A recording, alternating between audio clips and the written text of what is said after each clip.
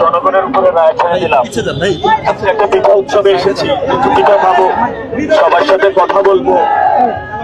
ওনারা প্রথমে গেটে আসার পরে অনেকগুলো লোক আমাকে বললো, মির্জা আপনারা আমাদেরকে টাকা দেয়, আপনি টাকা দিতে পারবেন? আমি বললো, ভাই আমার কাছে অত টাকা নাই। অনেক সন্ত্রাসীকে ভাড়া করে নিয়ে এসেছে এখানে, আমাদেরকে ইট মেরেছে, পাটকেল মেরেছে, ডিম মেরেছে, আমাদের অনেক ভাইকে বসে দিয়েছে, অনেকে আমাকে ব্যারিকেড দিয়ে তৈরি করে রেখেছে।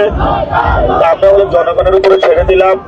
আমাদের দুপুর 2টায় এই যে ফকিরাপুল পারাবাদ হোটেল আছে, পারাবাদ হোটেলের নিচে সেখানে আমাদের একটা নির্বাচনী প্রধান কার্যালয় রয়েছে ঢাকা 8-এর, ওইখানে সংবাদ সম্মেলন, আপনারা আসবেন, আমরা সবকিছু বলবো। এবং বিকাল 4টায় আমাদের বিক্ষোভ মিছিল হবে এবং ওই বিক্ষোভ মিছিলটা এখান থেকে ইনশাল্লাহ শুরু হবে।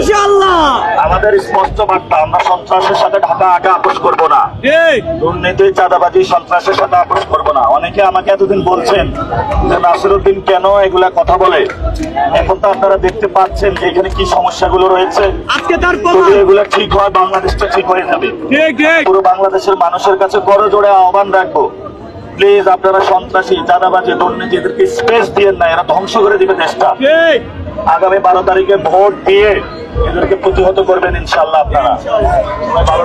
দৈনিক আজকের বাংলা .net